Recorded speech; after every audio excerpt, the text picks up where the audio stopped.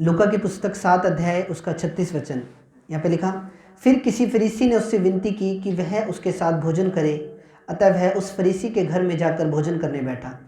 उस नगर की एक पापनी औरत यह जानकर कि वह फरीसी के घर में भोजन करने बैठा है, संगमरमर के पात्र में इत्र लाई और उसके पाँव के पास पीछे खड़े होकर रोती हुई उसके पाँव को आंसू से भिगोने और अपने सिर के बालों से पोंछने लगी और उसके पाँव बार बार चूमकर उन पर इत्र मला। यहाँ पे बाइबल ने क्या लिखा कि एक प्रभु यीशु मसीह किसी फरीसी के घर में भोजन कर रहे थे, और जब वो भोजन कर रहे थे तो उस टाइम के ऊपर वहाँ पे एक औरत आई जो व्यभिचार के अंदर थी, जो पाप के अंदर थी।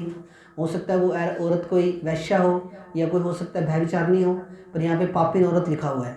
तो वो जो व्यभिचारिणी औरत, जो पापिन औरत वहाँ पे आई, तो वो उसने क्या किया, वो प्रभु के चरणों पे आके गिर गई। और प्रभु के चरणों पे जब वो आके गिरी तो उसने प्रभु के चरणों पे जब गिरी तो वो प्रभु के पैरों को, उसके जो आंसू टपक रहे थे आंखों से, वो प्रभु के पैरों पे गिर रहे थे और अपने बालों से वो प्रभु के पैरों को वो पोंछ रही थी। अपने बालों से वो प्रभु के पैरों को वो साफ कर रही थी। उसने अपने मन को बदलाव किया, अपने मन को परिवर्तित किया। उसने विश्वास दिखाया, अपने प्रभु के प्रति अपने विश्वास को दिखाया। उसने प्रभु से प्रेम को किया। वो रो रो के प्रभु से प्रार्थना कर रही थी और प्रभु को बोल रही थी, प्रभु मुझसे, मैं एक पापी औरत हूँ, मुझे क्षमा कर। और वो वहाँ पे अपने मन को उसने परिवर्तित कर दिया, अपने मन को उसने बदला। प्रभु यीशु मसीह ने जब प्रचार करना शुरू किया तो यीशु मसीह ने बोला कि अपने मन को तुम परिवर्तित करो, अपना मन फिराओ, पापों से, गुनाहों से अपने मन को फिराना है। यहाँ पे भी वो औरत जब आई, प्रभु के पैरों पे जब गिर गई तो उसने अपने मन को फिराया कि मैं बहुत पाप कर चुकी, मैं बहुत गुनाह कर चुकी, मैंने बहुत सा जीवन अपना पाप और गुनाह में जी लिया, पर आज मुझे पता लग गया है कि पापों की क्षमा करने वाला प्रभु यीशु मसीह है। पापों की क्षमा करके एक नया जीवन देने वाला प्रभु यीशु मसीह है, नई जिंदगी देने वाला प्रभु यीशु मसीह है, जो लोगों के पापों को क्षमा करके उन्हें नया जीवन दान देता है। तो जब उसने अपने मन को फिराया और जब उसने प्रभु से प्रार्थना की और तो उसने प्रभु पे विश्वास किया और उसके पैरों पर इत्र उंडेला और अपने आंसुओं से उसके पैरों को भिगो के उसके पैरों को उसने साफ किया। प्रभु यीशु मसीह क्षमा करने वाला परमेश्वर है। अगर हमारी लाइफ में कोई गुनाह है, कोई पाप है, कोई सीक्रेट सिन, कोई गुप्त पाप भी हो सकता है, पर आप प्रभु से प्रार्थना करें, रो रो के खुदा के सामने, जैसे इस औरत ने रो रो के प्रभु के सामने प्रार्थना की कि प्रभु तू मेरे मन को चेंज कर, परमेश्वर तू मेरी लाइफ को चेंज कर, परमेश्वर तो मेरे मन को चेंज कर, परमेश्वर तो मेरी लाइफ में काम कर। उसने जो रो रो के प्रार्थना की तो बाइबल में लिखा, परमेश्वर ने, आगे वचन हम पढ़ेंगे जब, तो परमेश्वर ने उसको क्षमा किया। हम अपने मन को फिराए, हम अपने मन को परिवर्तित करें, पाप से, गुनाह से, अशुद्ध चीज़ों से हम अपने मन को फिराएं। बाइबल में लिखा कि पवित्रताई एक हथियार है शैतान के खिलाफ।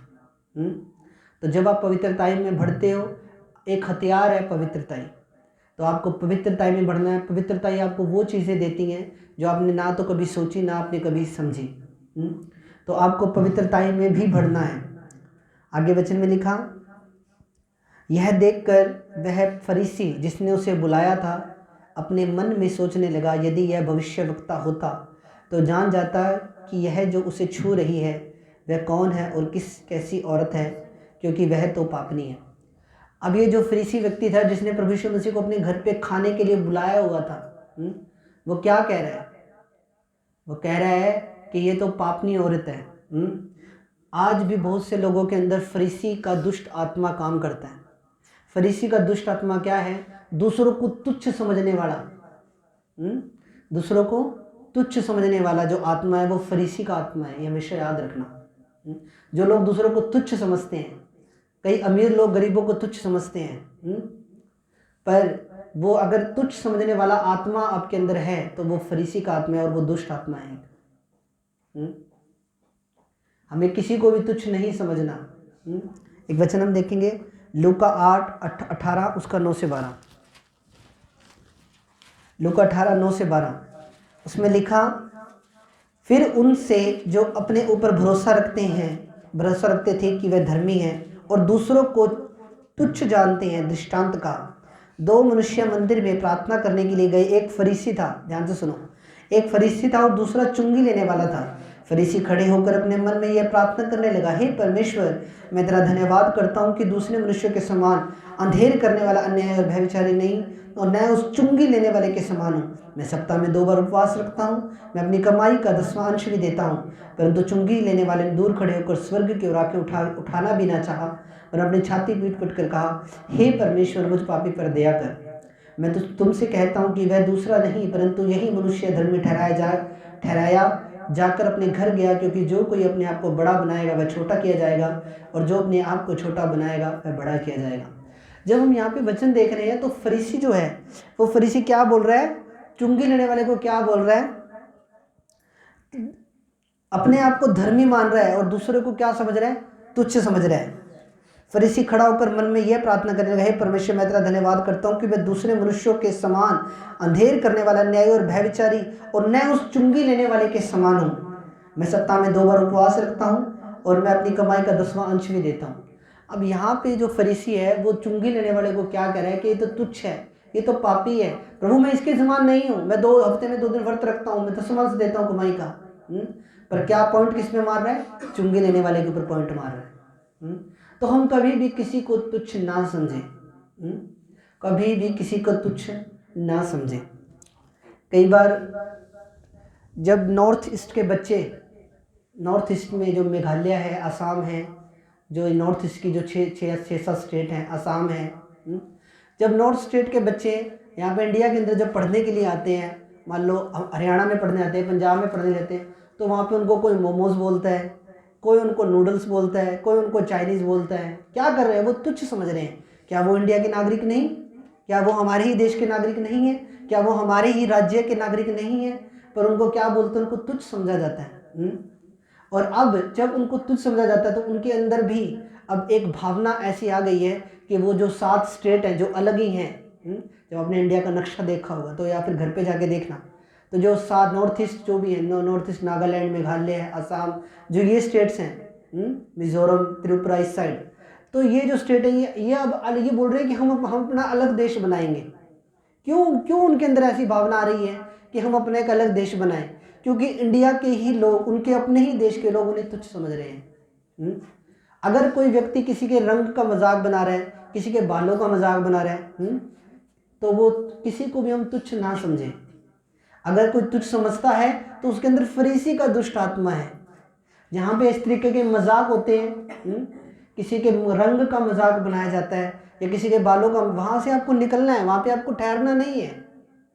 अगर वहाँ पे किसी को तुच्छ समझा जा रहा है तो वहाँ पे आपको ठहरना नहीं, क्योंकि वहाँ पे फरीसी का दुष्ट आत्मा काम कर रहा है। आपको ये चीज़ समझनी पड़ेगी। तो यहाँ पे भी क्या बोल रहा है वो फरीसी भी क्या बोल रहा है उस औरत को? ये तो पापिन है, ये तो भयविचारनी है, ये कहाँ से आ गई, ये कहाँ से आ गई यहाँ पे, इसको किसने अंदर आने दे दिया, ये कहाँ से अंदर आ गई? वो पापिन औरत के ऊपर वो उंगली उठा रहा है। पापिन औरत के ऊपर क्या कर रहा है वो? जब हम वचन देखते हैं, यह देखकर वह फरीसी जिसने उसे बुलाया था अपने मन में सोचने लगा, यदि ये भविष्यवक्ता होता तो जान जाता कि यह जो उसे छू रही है वह कौन है और कैसी औरत है, क्योंकि वह तो पापनी है। अभी यीशु मसीह ने कुछ भी नहीं कहा, अभी सर्टिफिकेट तो यीशु मसीह ने देना था, पर सर्टिफिकेट तो फरीसी ने दे दिया पहले कि ये तो पापिन है, ये तो पापिन है, ये तो पाप करने वाली औरत है। पर हम कभी भी किसी को तुच्छ ना समझें।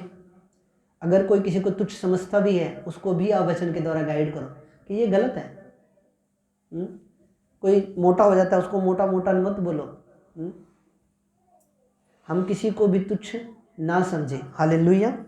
आगे वचन देखते हैं। यीशु ने उसको उत्तर देकर कहा, हे शमौन, मुझे तुझसे कुछ कहना है। वो बोला, हे गुरु कह। किसी महाजन के 2 देनदार थे, एक 500 और दूसरा 50 दिनार का देनदार था। जब उनके पास पटाने को कुछ ना रहा तो उसने दोनों को क्षमा कर दिया। इसलिए उनमें से कौन उनसे अधिक प्रेम रखेगा? शमौन ने उत्तर दिया, मेरी समझ में वह है जिसका अधिक छोड़ दिया गया। उसने उससे कहा, तूने ठीक विचार किया। और उस स्त्री की ओर फिर कर उसने शिमोन से कहा, क्या तू इस स्त्री को देखता है? मैं तो तेरे घर में आया, परंतु तूने मेरे पाँव धोने के लिए पानी ना दिया, पर इसने मेरे पाँव आंसू से भिगोए और अपने बालों से पूछा। तूने मुझे चूमा ना दिया, पर जब से मैं आया हूँ तब से इसने मेरे पाँव को चूमना ना छोड़ा। तूने मेरे सिर पर तेल नहीं मला, पर इसने मेरे पाँव पर इत्र मला है। भाई ने लिखा, जिसने ज़्यादा प्रभु से प्रेम किया उसका ज़्यादा क्षमा भी किया गया। प्रभु यीशु मसीह ने उसको बोला कि तूने जैसी मेहमान नवाजी मेरी होनी चाहिए थी वैसी मेहमान नवाजी तो तूने मेरी की ही नहीं। वैसी मेहमान नवाजी तो इस पाप में औरत ने की है। जब मैं तेरे घर पे आया, यहूदियों के टाइम के ऊपर एक प्रथा थी कि जब कोई मेहमान किसी घर पे आता था तो उसके पैरों को धोया जाता था पानी से। उसके पैरों को पानी से धोया जाता था और उसके माथे के ऊपर चुंबन किया जाता था, जिसको पवित्र चुंबन बोलते थे। माथे पे चूमा जाता था, हालेलुया, और उसके पैरों को धोया जाता था। पर फरीसी ने तो ऐसा कुछ भी नहीं किया। प्रभु यीशु मसीह ने बोला कि जैसी मेरी मेहमान नवाजी होनी चाहिए थी वैसे तो तूने की नहीं, वैसी मेहमान नवाजी तो ये औरत कर रही है। इसने मुझसे ज़्यादा प्रेम किया फरीसी तुझसे। परमेश्वर आपके व्यवहार को देखता है, परमेश्वर आपके रवैये को देखता है। आप ये ना सोचोगे आप जैसे मर्जी चल रहे हो तो प्रभु आपको देख नहीं रहा। परमेश्वर आपकी एक एक बात को पॉइंट करता है, नोट करता है परमेश्वर आपकी एक एक बात को। वो महान परमेश्वर, बुद्धिमान परमेश्वर है। वो उसकी जो बुद्धि है वो अगम है, उसका कोई नाप तोल नहीं है उसकी बुद्धि का कोई। परमेश्वर आपके रवैये को, कैसा रवैया आपका दूसरे लोगों के प्रति है, कैसा रवैया आपका लोगों के प्रति है, कैसा रवैया आप रखते हो दूसरे लोगों के प्रति, परमेश्वर सब देखता है। कैसा रवैया आपका स्कूल के अंदर है, कैसा रवैया आपका मार्केट के अंदर है, किस तरीके का आपका व्यवहार आप दूसरे लोगों के साथ करते हो। प्रभु यीशु मसीह वो एक एक बात वो नोट करने वाला वो परमेश्वर है, वो इंटेलिजेंट गॉड है। तो परमेश्वर आपके रवैये को, परमेश्वर ने देखा वहाँ पे उसके फरीसी के रवैये को, परमेश्वर ने वहाँ पे देखा उसके व्यवहार को देखा, परमेश्वर ने उसकी एक एक बात को नोट किया। प्रभु ने बोला तूने मेरे पैरों को नहीं धोया, तूने मेरे माथे पे चुंबन नहीं किया। जैसी वेलकम, जैसी मेहमान नवाजी मेरी होनी चाहिए थी फरीसी, तूने वैसी नहीं की, पर इस औरत ने की। और इसने अगर अधिक प्रेम मुझसे किया है, अगर इस औरत ने ज़्यादा प्रेम मुझसे किया है तो मैं इसको फ्री भी करूंगा, इसको आज़ाद भी करूंगा पाप की दुष्ट आत्माओं से, और इसको मैं आज़ाद करूंगा आज। परमेश्वर हमारे व्यवहार और हमारे रवैये को देखता है कि हमारा कैसा व्यवहार है। हमारा व्यवहार बाइबल के ऊपर बेस है या हमारा व्यवहार संसारिकता के ऊपर बेस है। अब आप नर्सरी और केजी के बच्चे नहीं रहे, आप इतने साल से प्रभु में हो। अब आपको नेक्स्ट लेवल पे जाने का अब आपका टाइम है यीशु मसीह के नाम में। अब आपको एक चर्च को हम ऐसे ना बनाएं, ठीक है हम जाएंगे नहीं तो पास्टर जी नाराज हो जाएंगे। आप मेरा कुछ नहीं जाएगा, मेरी ड्यूटी है वो मैं करके चला जाऊंगा। पर अगर कोई व्यक्ति नहीं आ रहा है, प्रभु के वचनों को नहीं फॉलो कर रहा है, उसकी लाइफ के अंदर उसको खुद को पता लगने लग जाएगा कि पवित्र आत्मा मेरी लाइफ में काम कर रहा है या नहीं कर रहा है। एक व्यक्ति की लाइफ के ऊपर परमेश्वर का सामर्थ्य है या नहीं है, परमेश्वर की लाइफ के ऊपर खुदा का आत्मा काम कर रहा है या नहीं कर रहा है, वो खुद को फील हो जाएगा। वो एक दिन जब उसकी लाइफ के अंदर जब सारे दरवाजे बंद होने लग जाएंगे तो वो कहेगा कि नहीं मुझसे मिस्टेक हुई है, अब मैं दोबारा अपनी गलती को सुधारूंगा, मैं प्रभु के भवन में जाऊंगा। हालेलुया। तो जब रास्ते बंद होने लग जाएं तब एक इंसान को खुद ही को, फिर वो इंसान भागता है प्रभु की तरफ। हालेलुया। प्रभु का आत्मा आपसे बात कर रहा है। इसलिए हम ऐसा कोई भी मौका शैतान को ना दें कि वो हमारी लाइफ को टफ कर दे, या हमारी लाइफ को वो उबड़ खाबड़ कर दे हमारी लाइफ को, या वो हमारी लाइफ को संघर्ष से भर दे। हम ऐसा मौका शैतान को क्यों दें? हम ऐसा मौका शैतान को कभी भी ना दें। हालेलुया। तो प्रभु ने उसको बोला तूने जैसी मेहमान नवाजी मेरी होनी चाहिए थी वैसे तूने नहीं की, पर इस औरत ने की। परमेश्वर आपके व्यवहार और आपके रवैये को नोट करने वाला वो परमेश्वर है। इसलिए हम 47 वचन में लिखा, इसलिए मैं तुझसे कहता हूँ कि इसके पाप जो बहुत थे क्षमा हुए, क्योंकि इसने बहुत प्रेम किया। 47 वचन में लिखा कि किसने बहुत प्रेम किया, पर जिसका थोड़ा क्षमा हुआ है वो थोड़ा प्रेम करता है। और उसने स्त्री से कहा तेरे पाप क्षमा हुए। तब जो लोग उसके साथ भोजन करने बैठे थे वे अपने मन में सोचने लगे ये कौन है जो पापों की भी क्षमा करता है। पर उसने स्त्री से कहा तेरे विश्वास ने तुझे बचा लिया, कुशल से चले जा। एंड के टाइम के अंदर दो धड़े बन जाएंगे, एक बकरियों का धड़ा हो जाएगा और एक भेड़ों का धड़ा हो जाएगा। ये वचन आप निकालना मत, पर घर जाके पढ़ लेना, मत्ती 25 का 32 पढ़ लेना घर जाके आप। एंड के टाइम के अंदर दो धड़े बन जाएंगे, एक तरफ बकरियां हो जाएंगी सारी, एक तरफ भेड़े हो जाएंगी। और बकरियां जाएंगी अनंत काल की अग्नि के अंदर, नरक की आग के अंदर, और जो भेड़े हैं उनको परमेश्वर कहेगा कि हे परमेश्वर के पवित्र लोगों, आओ और स्वर्ग के राज्य के अधिकारी हो जाओ। पर जो लोग प्रभु से ज़्यादा प्रेम करते हैं, जो लोग प्रभु से जुड़े रहते हैं, जो लोग प्रभु की विधियों और नियमों और उसकी आज्ञाओं पे चलते हैं, वो लोग बकरियों की लाइन में नहीं होंगे, वो लोग भेड़ों की लाइन में होंगे यीशु मसीह के नाम में। हालेलुया, आमीन। एक बात मेरे को पवित्र आत्मा बोल रहा है कि हमारी लाइफ के अंदर कई बार क्या होता है कि जब सब कुछ सही चल रहा होता है तब हम कई बार प्रभु से दूर हो जाते हैं, और कई बार हमें ये लगता है कि प्रभु ने हमारी लाइफ में सब कुछ ठीक कर दिया है, अब अगर मैं थोड़ी एक दो छुट्टी भी मार लूँगा तो कोई दिक्कत नहीं है। पर बाइबल में लिखा कि जैसे ही वो आपके मन के अंदर शैतान डालता है, जैसे ही वो आप छुट्टी मारते हो, वैसे ही शैतान को आपकी लाइफ के ऊपर ग्रिप मिल जाती है, वो काम करने की कोशिश करता है फिर आपकी लाइफ के अंदर। एंड के टाइम के अंदर दो धड़े बन जाएंगे, दो वर्ग हो जाएंगे, एक बकरियों का और एक भेड़ों का। मत्ती 25 का 32 में आप पढ़ भी सकते हो। पर एंड के टाइम के अंदर जिन्होंने प्रभु से प्रेम किया, जिन्होंने प्रभु को ढूंढा, जिन्होंने प्रभु की आज्ञाओं पे, विधियों पे जो चले प्रभु के, वो लोग भेड़ों के अंदर होंगे और वो स्वर्ग के राज्य के अधिकारी होंगे।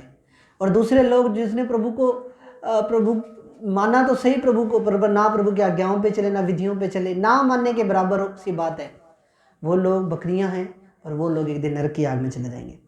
आगे वचन में लिखा, 50 वचन में लिखा, तब उस स्त्री ने कहा, तेरे विश्वास ने तुझे बचा लिया। प्रभु ने उसको बोला कि तेरे विश्वास ने तुझे बचा लिया। किसने बचाया? विश्वास ने। अगर वो औरत प्रभु के पैर पूछ के चली गई, पैरों पे इत्र भी मल दिया, सब कुछ कर दिया, और अगर वो विश्वास ना करती तो उसका उद्धार नहीं होना था। प्रभु ने ये नहीं बोला कि तूने मेरे को खुश कर दिया, तूने मेरे पैरों को ते इत्र मल दिया और मेरे पैरों पे तूने अपने बालों से पूछा, इस बात से जा, इस बात के कारण जा, तू कुशल से जा, चली जा, तेरे विश्वास ने इस बात से तुझे बचा लिया गया। नहीं, प्रभु ने बोला तेरे विश्वास के कारण तुझे बचा लिया गया। एक इंसान 2 नंबर का काम भी कर रहा है और वो जगराते भी करवा रहा है, मंदिर भी बनवा रहा है, इससे ये साबित नहीं हो जाएगा कि वो स्वर्ग में चला जाएगा। अगर एक व्यक्ति दारू बेच रहा है, भुक्की बेच रहा है, फीम बेच रहा है, 2 नंबर के हर तरह का नशा बेच रहा है, और वो जगराता भी करवा रहे हैं, वो लोग लंगर भी करवा रहे हैं, तो इससे ये सर्टिफिकेट नहीं मिल गया उन्हें कि वो नरक में नहीं जाएंगे। मैंने लिखा विश्वास करने वाले स्वर्ग राज्य के अधिकारी होंगे। उस औरत ने विश्वास भी किया, प्रभु से प्रेम भी किया, अपने पापों से भी मन फिराया, फिर प्रभु ने उसको बोला कि तेरे विश्वास ने तुझे बचा लिया। 3 चीज करने की जरूरत है, प्रभु से प्रेम, प्रभु पे विश्वास, और तीसरी चीज क्या? अपने मन को फिराना। अभी भी उन चीजों से तौबा करो जो रोड़ा है, जो रुकावट है आपकी बरकतों के अंदर, उन चीजों से तौबा करें हम। प्रभु ने बोला तेरे विश्वास ने। एक धार्मिक, अगर कोई व्यक्ति धार्मिक कोई क्रिया कर रहा है, कोई धार्मिक अनुष्ठान कर रहा है, इससे ये नहीं साबित हो जाएगा कि वो बच जाएगा, नहीं। एक व्यक्ति कोई कितना मर्जी अच्छा है, उसने अपनी लाइफ के अंदर एक भी पाप नहीं किया, पर उसने खुदा के बेटे प्रभु यीशु मसीह पे विश्वास नहीं किया, तो वो नरक की आग में ही जाएगा। क्योंकि प्रभु पे विश्वास ना करना, ये भी एक बाइबल में लिखा, श्रापित है वह मनुष्य जिसका विश्वास यहोवा पर नहीं है। अगर कोई व्यक्ति बड़ा अच्छा, उसने जिंदगी में कभी कोई गलत काम नहीं किया, पर फिर भी अगर उसने यीशु मसीह पे विश्वास नहीं किया, तो वो भी नरक में ही जाएगा। क्योंकि मार्ग, सत्य और जीवन प्रभु यीशु मसीह है। बिना उसके द्वारा कोई उद्धार नहीं पा सकता, बिना उसके द्वारा कोई मुक्ति नहीं पा सकता। एक व्यक्ति के धार्मिक अनुष्ठान एक व्यक्ति को नहीं बचा सकते। एक व्यक्ति का अच्छा होना एक व्यक्ति को नहीं बचा सकता नरक जाने से, पर यीशु मसीह पे विश्वास करने के द्वारा ही आप बचाए जाते हो यीशु मसीह के नाम में। एक वचन हम पढ़ेंगे, गलातियों 2 उसकी 16।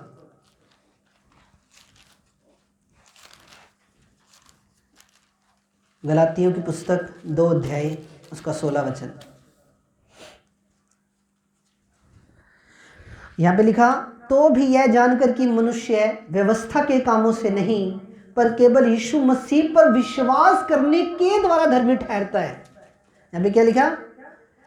हमने आप भी मसीह यीशु पर विश्वास किया कि व्यवस्था के कामों से नहीं, हम व्यवस्था के कामों से नहीं, पर मसीह पर विश्वास करने से धर्मी ठहरे, इसके लिए कि व्यवस्था के कामों से कोई पुरानी धर्मी नहीं ठहर सकता। अब यहाँ पे बाइबल क्या कह रही है? गलातियों 2:16 में, तो भी यह जानकर कि मनुष्य व्यवस्था के कामों से नहीं, किसी कामों के द्वारा नहीं, पर केवल, यहाँ पे देखो वचन मिलेगा केवल, पर केवल यीशु मसीह पे विश्वास करने के द्वारा, पर केवल यीशु मसीह पे विश्वास करने के द्वारा ही वह धर्मी ठहरता है। एक व्यक्ति यीशु मसीह पे विश्वास करने के द्वारा ही धर्मी ठहर सकता है, और किसी भी तरीके से वो धर्मी नहीं ठहर सकता। जितने मर्जी लंगर चला लो, जितने मर्जी जगराते करा लो, जितने मर्जी कुछ मर्जी कर लो, पर जब तक, हाँ वो काम भी करो, पर खुदा के बेटे पर विश्वास होना जरूरी है, सच्चाई पे विश्वास होना जरूरी है, सच्चाई के पीछे चलना भी तो जरूरी है। बाइबल ये कहती है कि कोई भी व्यक्ति धर्मी नहीं ठहर सकता जब तक कि वो व्यक्ति प्रभु यीशु मसीह पे विश्वास ना करे। इसलिए प्रभु पे विश्वास रखना है। चाहे दुख हो, चाहे मुसीबत हो, चाहे परेशानियां हो, चाहे तकलीफ हो, कुछ मर्जी हो, हालात बदल जाएंगे यीशु मसीह के सामर्थ्य नाम में। आज नहीं बदले तो कल बदलेंगे, कल नहीं बदले तो परसों बदलेंगे, परसों नहीं बदले तो 6 महीने के बाद बदलेंगे, बदलेंगे जरूर। मेरे वर्ड है यीशु मसीह के सामर्थ्य नाम में, बदलेंगे। हालातों को बदलना पड़ेगा, क्योंकि जो आपके पीछे खड़ा है, जो सामर्थ आपके साथ है, वो सामर्थ सबसे महान है, सबसे पावरफुल है, और उसके ऊपर कोई भी सामर्थ्य नहीं है। तारीफ कर दो पिता की एक बार। विश्वास के द्वारा ही आप धर्मी ठहर सकते हो। आपको विश्वास में बने रहना है और आपको पश्चाताप करना है। आपने जो भी गलती हुई, जो भी गुनाह हुआ, जो भी जाने अनजाने में गलती हुई, आपको प्रभु से क्षमा मांगनी है और प्रभु के साथ बढ़िया तरीके, सोने तरीके से आप प्रभु के साथ चलें। हालेलुया। प्रभु के साथ चलें आप, प्रभु आपको निराश नहीं करेगा। बाइबल लिखा है, पवित्र आत्मा को तुम वो शोकित कर देते हो, पवित्र आत्मा को तुम दुखी कर देते हो, पवित्र आत्मा को तुम चिढ़ा देते हो, पवित्र आत्मा को तुम दुखी कर देते हो। किसके द्वारा? अपने चाल चलने के द्वारा। तो पवित्र आत्मा को दुखी ना करें हम, पवित्र आत्मा को गुस्सा ना दिलाएं हम। पवित्र आत्मा ने तो हमें सारी बरकत देनी है, आशीष देनी है, तो पवित्र आत्मा को हम कभी भी गुस्सा ना करें किसी भी चीज़ से। हालेलुया। तो पिता आपको आशीष दे, प्रभु आपको आशीष दे इस वचनों के द्वारा। मेरा बिलीव है प्रभु ने आज आपसे बात की है इन वचनों के द्वारा। मेरा विश्वास है आज का वचन आपके जीवन में 100 गुना आशीष को लेकर आ रहा है। हालेलुया। आंखें बंद करेंगे सब जन। मेरे महान और सामर्थ्य पिता, सर्वशक्तिमान राजाओं के राजा प्रभु पिता, जो वचन आज इन्होंने सुना है, इनके जीवन में 100 गुना आशीष को लेकर आए। कोई शैतान, कोई अंधकार इन वचनों को चुरा ना पाए। पिता आपका धन्यवाद करते हैं पिता। प्रभु आप ब्लेस करो, आशीष दो, यीशु मसीह के सामर्थ्य नाम। आमीन आमीन।